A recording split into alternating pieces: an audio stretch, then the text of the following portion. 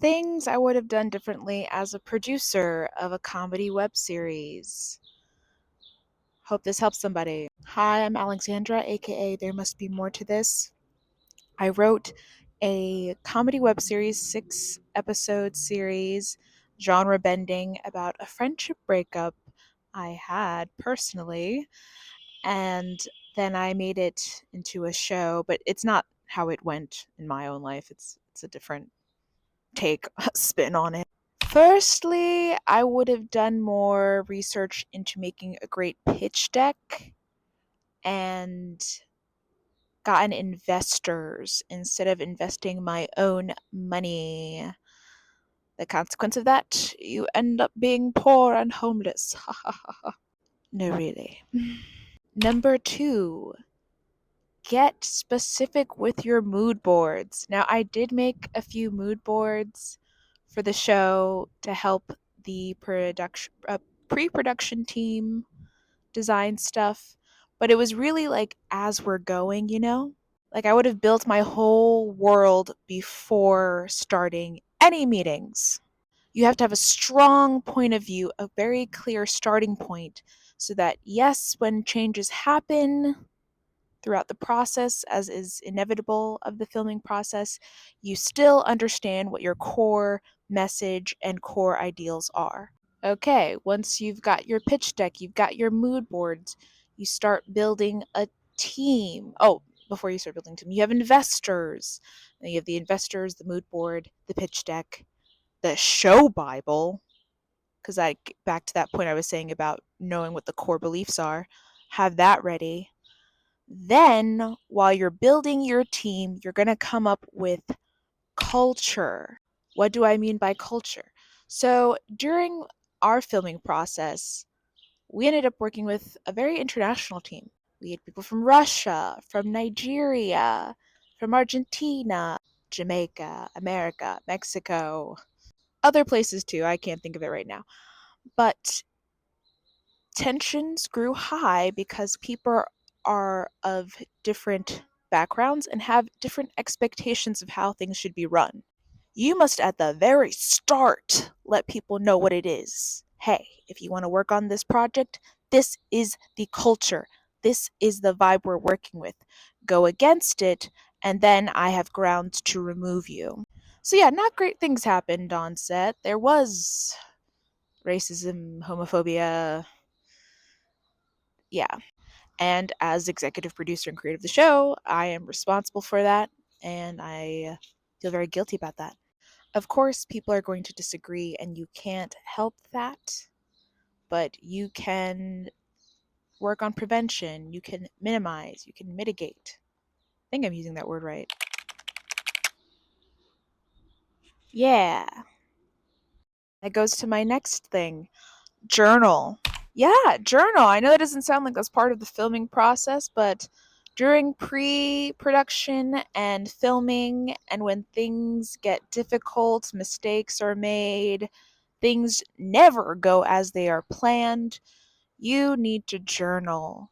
You need to look back at your entries and realize why you're doing this, what you believe in, what you stand for, what is your motivation, what is your why, so that you can keep going. Because, oh my gosh, it's been 3 years. It's been 3 years of me doing this film. It's not a film, but it is kind of like a short film. I could refashion it into a short film. I'm digressing. And I definitely lost my mind. My ego got really inflated and destructive, and that derailed us significantly as executive producer and showrunner. I didn't realize I was a showrunner. That leads to my next point. Be very clear about people's roles. Now, sometimes producers end up having to become quick makeup artists because the makeup artist is running late and we have a time constraint. Or a PA has to now be a sound boom person. But for the most part, people need to stick to their roles and understand clearly what it is they're doing.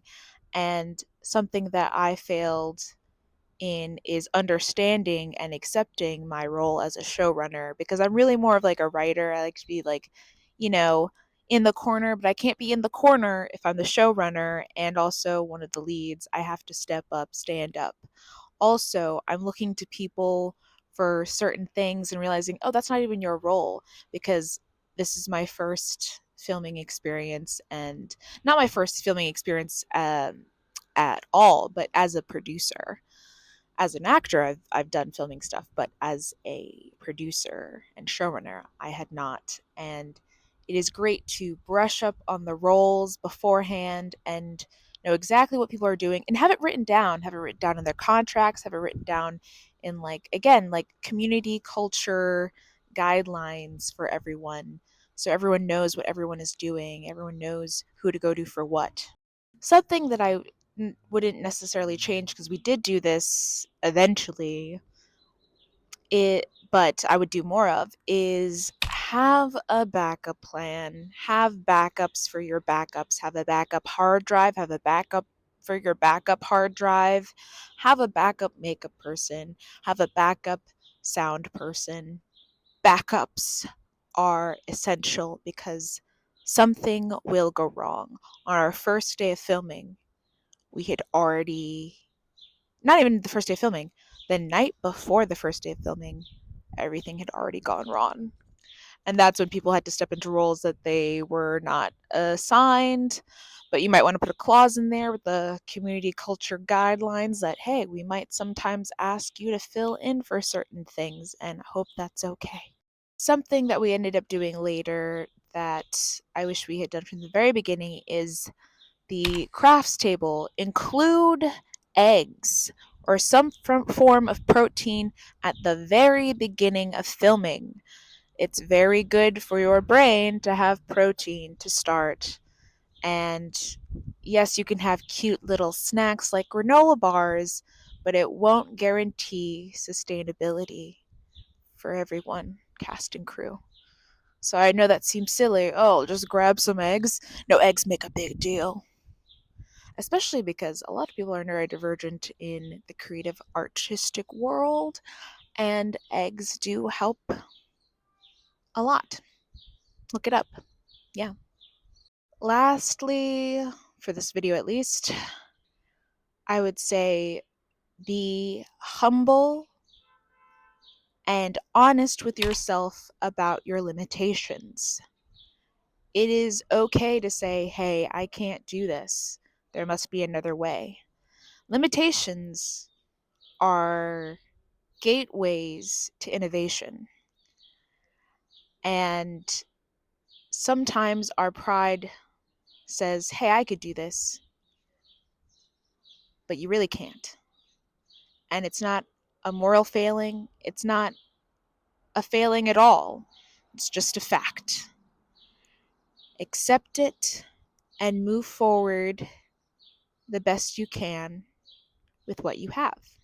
I overwhelmed myself. I should not have been directing any parts of the show, but I did direct some parts of this show, and we made it through. We made it through. But if I had to go back, I would have kept our director that we had, and I would have treated her better and made it clear that you deferred certain questions to her, not to me. I didn't understand what I was doing. It was my first time. But that doesn't excuse the negative impact I had on the cast, crew, and that director. So, yes, I would say, even if you're in a high position as a director or a producer or a showrunner, always remember to be humble and gracious. Also, being humble, gracious, and honest includes knowing what you're capable of, understanding what you provide for others. That it's not to go to the extreme of, oh, I totally suck and I can't do anything. No, it's a matter of, this is what I can do, this is what I currently am working on, and this is the most efficient way to move forward. Maintain honesty throughout the entire process, and the show will be great. Even if it's not greatly received, you will still appreciate the work you did by staying true to your core beliefs as a creator, to the core beliefs of the story, and you as a human being. Yes. So I hope this helps some creative, someone interested in telling their story visually, narratively. And go forth, tell your story. Wish you good luck. Have a great day.